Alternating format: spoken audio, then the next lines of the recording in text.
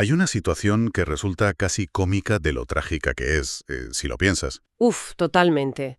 Es de estas cosas que duelen de lo ciertas que son. Pensemos en ese momento en el que una persona decide, bueno, que va a cambiar su vida.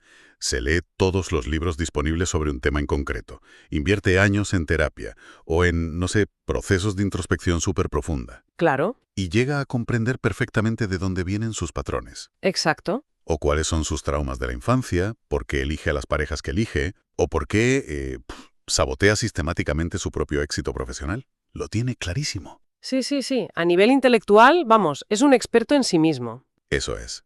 De hecho, lo puede explicar en una cena con amigos con una claridad deslumbrante. Y sin embargo, a la mañana siguiente, vuelve a caer exactamente en el mismo comportamiento. Madre mía, sí. Es el pan de cada día. Porque se entiende todo a la perfección, pero no se cambia absolutamente nada. Esa paradoja, esa frustración casi universal de saber lo que hay que hacer y hacer justo lo contrario, es la misión que tenemos por delante en este análisis a fondo. Es un escenario abrumadoramente común, ¿eh? Y a la vez yo creo que es una de las mayores fuentes de sufrimiento moderno. Existe una brecha insondable entre el saber y el hacer. Ya, es que parece que van por caminos separados. Totalmente. Y es que durante mucho tiempo la sociedad ha operado bajo la falsa promesa de que la información, o sea, por sí sola, funciona como una especie de cura definitiva para cualquier bloqueo. Sí, como si el conocimiento fuera una varita mágica, ¿no? Exacto. Y esa brecha es precisamente lo que hace que el concepto que traemos hoy a la mesa sea tan disruptivo. Pues sí. Vamos a sumergirnos en los postulados de un marco analítico llamado alma-sintaxis. En concreto, alineando el sistema interno. Y quiero dejar algo muy claro desde el principio. Fundamental esto, sí. Sí, respetando la esencia de esta metodología. A ver, esto no es desarrollo personal, no es un manual de motivación. No, ni muchísimo menos. No es terapia clínica, ni tampoco es coaching. Se define puramente como un sistema estructurado para entender cómo se organiza lo que somos por dentro. Eso es clave. ¿Cómo nos organizamos por dentro? Vale, vamos a desgranar esto, porque aquí me encuentro con un obstáculo gigante. A ver, cuéntame. Si toda la vida nos han machacado con el mantra de que la información es poder, ¿por qué este modelo insiste en que entender el origen de un problema simplemente no es suficiente? O sea, un momento, esto choca frontalmente con décadas de psicología, ¿no? Sí, claro, choca muchísimo. Nos han enseñado que identificar el origen de un trauma o de un patrón es casi el 90% del trabajo. ¿Acaso sugiere este enfoque que años de análisis exhaustivo han estado rascando solo la superficie? Lo fascinante aquí es que culturalmente hemos idolatrado la capacidad cognitiva. Ya, la mente por encima de todo. Exacto, hasta el punto de ignorar el resto de nuestra biología y de nuestra psicología. La mayoría de la gente, cuando se enfrenta a un patrón destructivo, opera bajo una premisa que es súper mecanicista. ¿En qué sentido? Pues creen que si logran comprender intelectualmente el problema, ese darse cuenta debería desencadenar el cambio de forma automática. Como si fuéramos máquinas simples, ¿verdad? Eso es. Como si el ser humano fuera un mecanismo donde, no sé, si encuentras el botón cognitivo correcto y lo pulsas con la mente racional, todo el engranaje de la vida cambia de dirección. Ya. Ojalá fuera tan fácil. Claro, lo que Almasintaxis pone sobre la mesa es una realidad mucho más compleja. O sea, entender una situación solo modifica una única parte del individuo. La mente consciente, supongo. Exactamente, solo la mente consciente. Una persona puede saber perfectamente por qué le ocurre algo, tener súper mapeado el origen de su ansiedad y aún así, Seguir experimentando esa misma ansiedad con una intensidad demoledora. sí, sentir que se ahoga en ella, aunque sepa de dónde viene. Es que el problema de esa visión puramente racional es que asume que el intelecto tiene el control absoluto de todo, ¿eh? Totalmente. A ver, me imagino a la mente racional como si fuera el director de una orquesta. Vale, me gusta.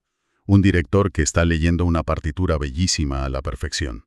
Ese director sabe exactamente cómo debería sonar la sinfonía, marca el tempo con precisión. Pero resulta que los músicos en el foso están tocando lo que les da la gana. Eso es, el percusionista está enfadado, el violinista está dormido, y los de viento están tocando una canción de rock. Madre mía, qué caos, claro. Y el entendimiento se queda atrapado y aislado en esa figura del director, que está ahí solo agitando la batuta. Esa metáfora ilustra un punto ciego fundamental de cómo operamos.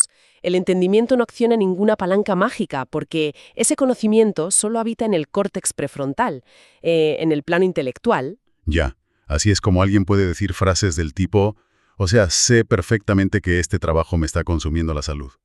Sí, pieza. ¿Qué ocurre con el resto de la anatomía interna? Esa es la gran pregunta. Claro, porque si solo se modifica la narrativa mental, pero el impulso emocional subyacente o el hábito físico que está arraigado en los ganglios basales, O la memoria corporal del sistema nervioso. eso es. Si todo eso sigue intacto y operando bajo las reglas antiguas, pues se va a generar una fricción interna insoportable, Claro, el individuo entra en un estado de agotamiento total. porque está intentando gobernar un país entero basándose únicamente en lo que opina el ministro de Educación, ignorando al resto del gobierno. Es buenísimo eso. A ver, si el ser humano no es una sola pieza sólida y coherente, entonces, ¿qué estructura tenemos realmente? Bueno, aquí entramos de lleno en lo que este marco define como la anatomía de la complejidad interna. El concepto central de alma sintaxis es que funcionamos como un sistema. Un sistema, vale. Sí, un sistema compuesto por diferentes piezas o funciones que ocurren de forma simultánea. O sea, lo que se percibe del entorno, lo que la mente interpreta de esa percepción, lo que el cuerpo siente a nivel somático. Lo que finalmente se decide hacer. Exacto, la acción concreta que se ejecuta y, muy importante, los bucles que se repiten en piloto automático. Todo a la vez. O sea, para aterrizar toda esta arquitectura mental, a mí se me ocurre una analogía un poco más mecánica. A ver, dispara. Es como intentar conducir un coche pensando que el vehículo entero es solamente el volante. Vale, sí, el volante representaría ese entendimiento racional. Exacto. Se gira el volante hacia la derecha con toda la intención del mundo, sabiendo que ese es el camino correcto. Pero resulta que el acelerador está atascado a fondo. Uf, peligroso. Y encima el freno de mano está puesto hasta arriba, bloqueando las ruedas traseras. Claro, ya saber hacia dónde te lleva eso. Y para rematar, el GPS está reprogramado para volver al punto de partida. O sea, por mucho que se entienda hacia dónde hay que girar el volante y por mucha fuerza que se haga, el sistema entero está descoordinado. Totalmente descoordinado. El coche va a derrapar, se van a quemar los frenos, el motor va a sufrir muchísimo, pero definitivamente no va a avanzar pacíficamente hacia la derecha. El valor de esa analogía del coche reside en que visibiliza la fricción. O sea, el volante puede estar en perfectas condiciones, ¿no? Impecable. Y la intención del conductor puede ser pura y súper clara. Pero el vehículo es una red de partes interdependientes. Y el elemento más crítico que aporta esta metodología no es solo enumerar que existen diversas partes, Sino que es. sino evidenciar que esas partes a menudo tienen agendas contradictorias. Ah, claro. No es que percibir, sentir y actuar sean facetas diferentes de un mismo movimiento armónico. En la práctica, operan con objetivos diametralmente opuestos. Ya. O sea que el freno de mano de mi metáfora podría estar intentando desesperadamente proteger al vehículo de un accidente imaginario. Exacto, basado en un trauma pasado, por ejemplo, mientras que, por otro lado, el acelerador busca huir del aburrimiento o buscar validación. Madre mía, eso explicaría por qué las terapias o enfoques que aíslan el problema a veces se quedan cortos. Sí, muy cortos. Analizar las emociones por un lado, aislando la tristeza o el miedo, o intentar modificar la conducta por otro lado mediante premios y castigos, pues tiene su utilidad inicial. Claro, no decimos que no sirva para nada. Pero el fallo monumental es no ver cómo esas partes chocan en tiempo real, ¿verdad? Ese es el gran fallo. Si el acelerador y el freno no saben que pertenecen al mismo coche, la avería es inminente. De hecho, fíjate, el término sintaxis en el título del método de repente cobra todo el sentido. Totalmente, porque en el lenguaje la sintaxis es el orden y la relación entre las palabras. Eso es. Si no se comprende cómo se relacionan las partes del sistema interno, es imposible leer la frase completa de lo que está ocurriendo. Y al ignorar la relación entre las partes, el individuo cae en la trampa de creer que el problema es su propia incompetencia. Uf, la culpa. Ahí es donde entra la disonancia cognitiva. Cuando el intelecto ha emitido un juicio claro de que, oye, una situación es perjudicial, pero el cuerpo o las emociones siguen arrastrando a la persona hacia esa misma situación. La mente racional no comprende qué está fallando. Exacto.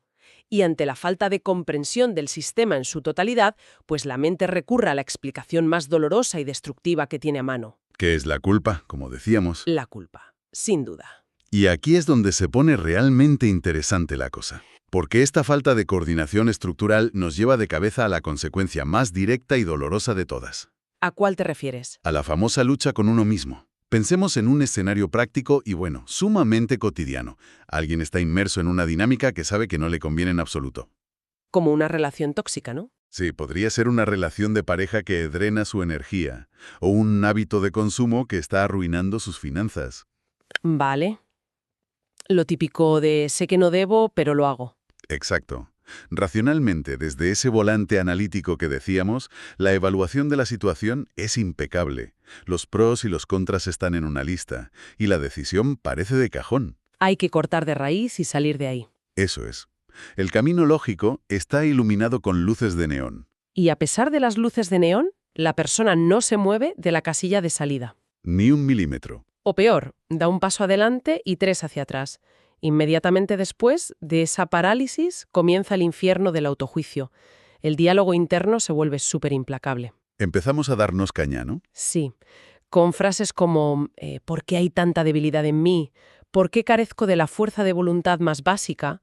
O es que en el fondo disfruto saboteando mi propia vida. Qué duro es eso. Sin embargo, la perspectiva de Alma Syntax desglosa esta inmovilidad de una manera que neutraliza por completo esa culpa paralizante. ¿Verdad que sí? Al observar el sistema, se revela que la supuesta claridad racional es solo la voz de un único departamento. Claro, dentro de una gran corporación que está en pleno desacuerdo. Exacto. La fragmentación del sistema ante una decisión difícil es un mecanismo de supervivencia en sí mismo. O sea, mientras una parte racional exige salir de la situación tóxica, el sistema empieza a dividirse y a delegar funciones que se contradicen. Sí, una parte distinta toma el control para minimizar el daño, creando pensamientos como, bueno, la situación no es tan grave, otras personas están peor. Ya, el autoengaño para sobrellevarlo. Y casi simultáneamente otra parte interviene para justificar el comportamiento del otro, en plan, es que está sometido a mucho estrés últimamente, por eso reacciona de esa manera. Claro. Y otra facción interna simplemente normaliza la miseria, asumiendo que la vida adulta pues siempre implica este nivel de sacrificio. Telae. Y en un nivel mucho más profundo e instintivo, hay una parte que sigue necesitando desesperadamente estar ahí, ¿no? Completamente. Quizás busca la familiaridad de lo conocido, aunque duela, porque el cerebro prefiere el dolor predecible a la incertidumbre absoluta. Totalmente cierto. Y este desglose detallado de las partes en conflicto conduce a uno de los postulados más liberadores de este marco conceptual. Para mí es el corazón del método. El axioma fundamental dicta que el individuo no está luchando contra sí mismo. Qué importante es eso. Simplemente está funcionando con partes de su interior que no están alineadas. La implicación de este cambio de paradigma es colosal. O sea, destruye la noción del enemigo interno. Es que para cualquier persona que lleve años sintiendo que libra una guerra civil dentro de su propia cabeza, comprender esto es vital. Sí, es que te cambia la vida. No hay un defecto de fábrica en el carácter, ni una escasez patológica de disciplina, ni estás roto. No, no estás roto. Lo que hay es pura y llanamente un sistema descoordinado donde cada parte está intentando cumplir su función primaria de protección. Pero sin comunicarse con el resto. Exacto. Es como un equipo de rescate donde nadie tiene walkie-talkie. Cada uno tira por un lado para salvarte, pero te están destrozando en el proceso. El alivio que produce entender eso debe ser instantáneo para muchos. Quita de los hombros un peso que aplasta. Y claro, si una parte procesa datos racionales, otra gestiona el miedo al abandono y una tercera ejecuta un hábito motor de hace 10 años, de repente el acto de volver a tropezar con la misma piedra pierde todo ese misterio masoquista. se vuelve una simple consecuencia matemática del estado del sistema. Y la mecánica de la repetición queda totalmente expuesta. Cuando alguien siente que ha vuelto al punto de partida, que ha cometido exactamente el mismo error de hace 5 años... La realidad estructural es otra, ¿no? Eso es. No es que haya retrocedido en el tiempo ni desandado lo aprendido. Lo que ocurre es que durante esos años de aparente crecimiento, la persona solo había logrado cambiar una pequeña fracción de su sistema. A lo mejor amplió su vocabulario emocional o comprendió intelectualmente a sus padres. Sí, pero las estructuras somáticas o las necesidades de validación y los mecanismos de defensa seguían idénticos. El ciclo parece interminable. porque el vehículo nunca avanzó con todas sus piezas operando al unísono. Jamás. Pero a ver, me encuentro con un muro lógico aquí. Dispara. Si la mente racional entiende perfectamente el diagnóstico, pero el cuerpo, las emociones y los hábitos se niegan a cooperar, Sí. como narices se sale de este empate técnico. Porque hasta ahora, la solución típica, el consejo estándar de la sociedad, siempre ha sido recurrir a la fuerza bruta. O sea, el famoso echarle ganas, ¿no? Exacto. Apretar los dientes, madrugar más, resistir la tentación a base de disciplina férrea y forzar el cambio conductual ignorando el malestar. Sí, la tiranía de la fuerza de voluntad. Pero, claro, si asumimos que el sistema entero está fragmentado, forzar una decisión racional solo va a generar más fricción y más culpa cuando la voluntad, tarde o temprano, inevitablemente se agote. Totalmente. Así que la pregunta obvia es, ¿cuál es la alternativa al esfuerzo bruto que propone esta metodología? Pues mira, la alternativa es profundamente contraintuitiva para una sociedad que rinde culto a la hiperactividad y a la intervención constante. Nos gusta mucho hacer por hacer. Claro. El modelo no propone aprender técnicas más sofisticadas de control mental, ni busca añadir más teorías a la biblioteca intelectual del individuo. Entonces, ¿qué propone?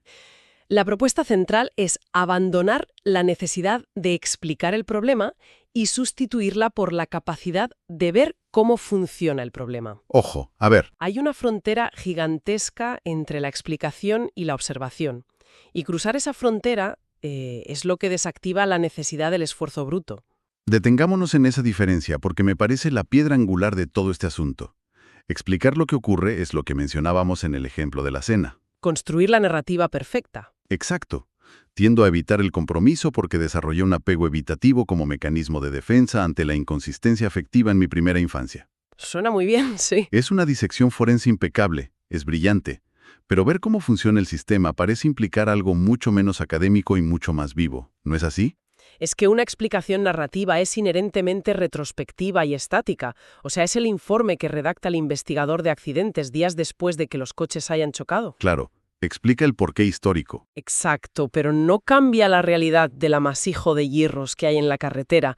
Ver cómo funciona, por el contrario, requiere presenciar el mecanismo en vivo, en el preciso instante en el que los engranajes se están moviendo. En el momento de la verdad.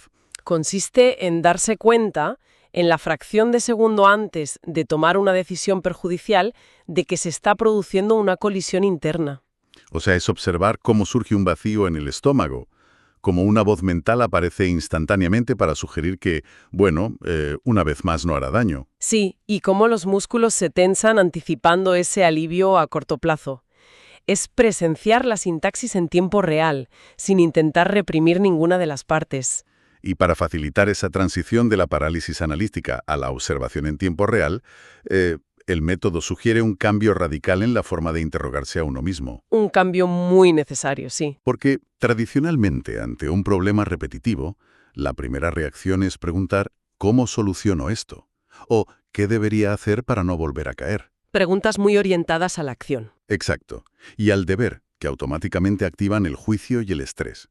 Sin embargo, este enfoque plantea abandonar el debería para diseccionar la contradicción sin juzgarla. ¿Y qué tipo de preguntas se sugieren entonces? Pues, en lugar de forzar una salida, se invita a explorar qué parte del sistema interno obtiene un beneficio encubierto del comportamiento perjudicial. O sea, ¿qué estoy sacando de esto aunque me duela? Es decir, asume que si una acción se repite, por muy destructiva que sea a nivel general, hay alguna necesidad muy específica que está siendo cubierta. Ese cambio en la formulación de las preguntas desmantela por completo la hostilidad interna. Totalmente. Al indagar sobre qué necesidad se está satisfaciendo a pesar del daño evidente, se retira de la ecuación cualquier rastro de condena moral. Ya no eres el malo de la película. Exacto. No se está exigiendo a la persona que ampute una parte de su carácter, ni que renuncie a una necesidad fundamental a través de la disciplina. Se le está pidiendo que identifique al músico de la orquesta que está tocando la nota disonante. Sí.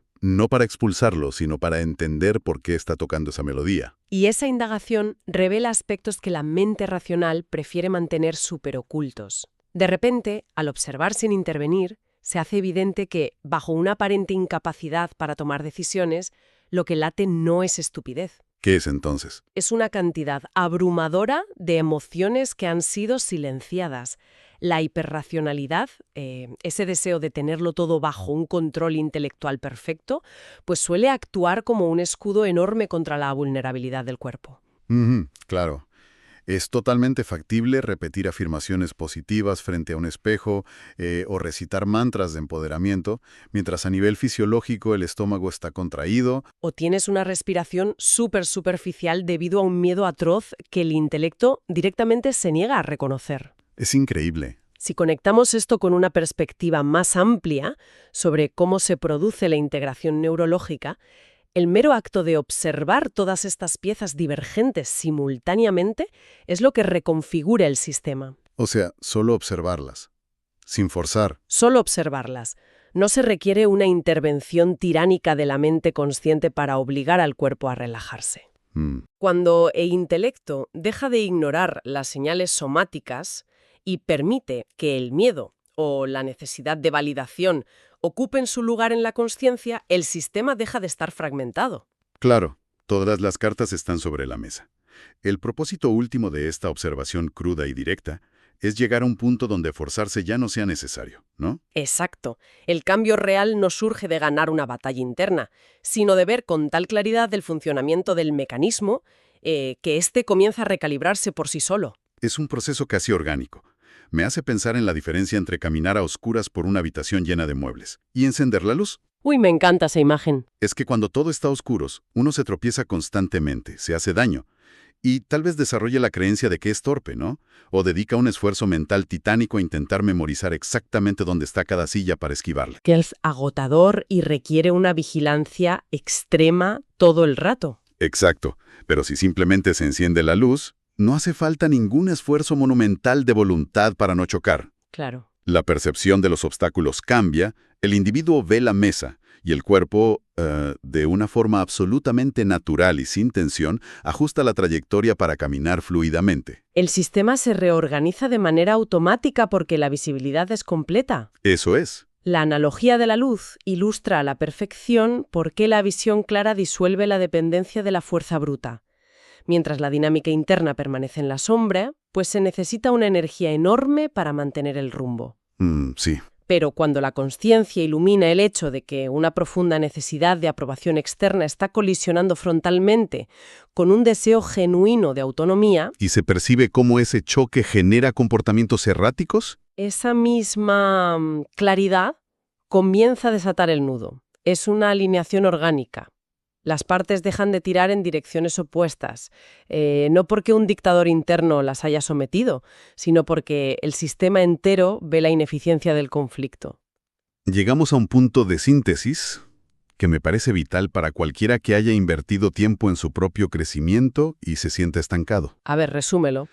Si recapitulamos la esencia de todo este análisis profundo, la conclusión es profundamente compasiva. Muy compasiva, sí. Haber intentado solucionar las cosas bien según los estándares de la autoayuda convencional, leyendo interminablemente, analizando el pasado y tal, Sí, todo el kit básico. y sentir que en la práctica la vida sigue igual, no significa que haya un déficit de inteligencia. Y por encima de todo, no significa que la persona sea un caso perdido o que esté defectuosa de base. El estancamiento simplemente refleja que el sistema interno mantiene intacta su vieja coreografía desalineada. Su vieja coreografía. Sí, las mismas partes siguen ejecutando el mismo baile defensivo independientemente de que ahora el director de la orquesta posea un nivel de comprensión casi académico sobre el origen del trauma. Claro, la estructura no se ha alterado. Solo se ha enriquecido el vocabulario con el que se describe el sufrimiento. Exactamente. El resumen más potente que nos deja Alma Sintaxis es que el objetivo real del trabajo interior no debería centrarse en intentar transformarse uno mismo a la fuerza.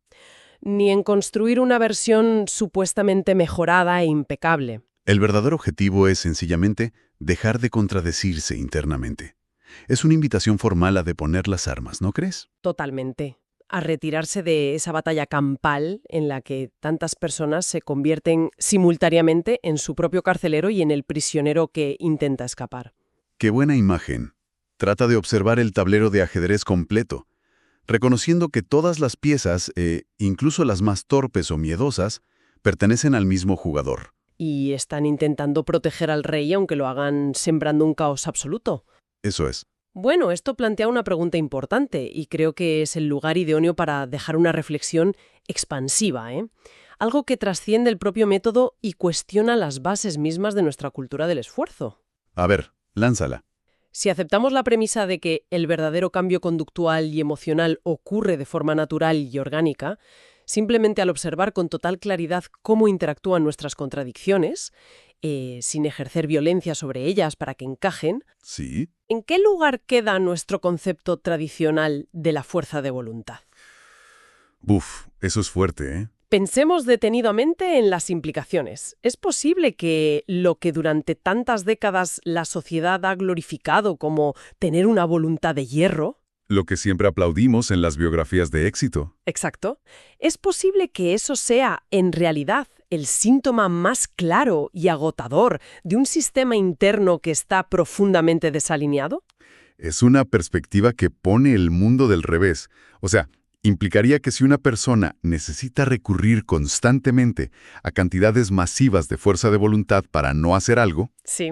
es la prueba irrefutable de que, en un nivel estructural súper profundo, su sistema sigue queriendo ejecutar esa acción a toda costa. Totalmente. Bajo esta lupa, la fuerza de voluntad pierde su estatus heroico. Ya lo creo. Se convierte simplemente en el acto desesperado de usar el volante para girar a la derecha con todas tus fuerzas mientras el pie sigue hundiendo el acelerador a fondo. Y el coche derrapa peligrosamente hacia la izquierda, claro. Es el equivalente psicológico de intentar aguantar la respiración bajo el agua de forma indefinida. Tarde o temprano, la biología exige oxígeno. Porque requiere un gasto de energía metabólica y emocional insostenible, claro. Esta idea deja flotando una posibilidad radical, y es que quizá el pináculo del crecimiento humano no consista en forjar una voluntad inquebrantable, capaz de doblegar cualquier instinto, ¿Sino en qué? sino en desarrollar una capacidad de observación tan fina, tan libre de juicios y tan amplia sobre nuestras propias contradicciones que la fuerza de voluntad se vuelva pura y simplemente innecesaria. Madre mía. Es una invitación a soltar, por fin, el esfuerzo continuo de tener que pelear para existir. ¡Qué barbaridad! Es una idea monumental para cerrar este análisis. Nos devuelve a la imagen inicial de esa persona agotada, sentada al borde de la cama. Sí, súper frustrada. Frustrada por tener toda la teoría clarísima en la cabeza, pero siendo incapaz de plasmarla en la realidad. Quizá la pieza que faltaba nunca fue comprender mejor el origen histórico del problema. Ni añadir otro libro a la estantería mental. Eso es, ni disciplinar al cuerpo con más severidad. Quizá el poder transformador siempre residió en encender la luz de la conciencia. Observar sin filtros cómo operan los engranajes. Exacto, y permitir pacientemente que la propia naturaleza de las cosas, al ser vista con total claridad, ajuste la sinfonía por sí sola.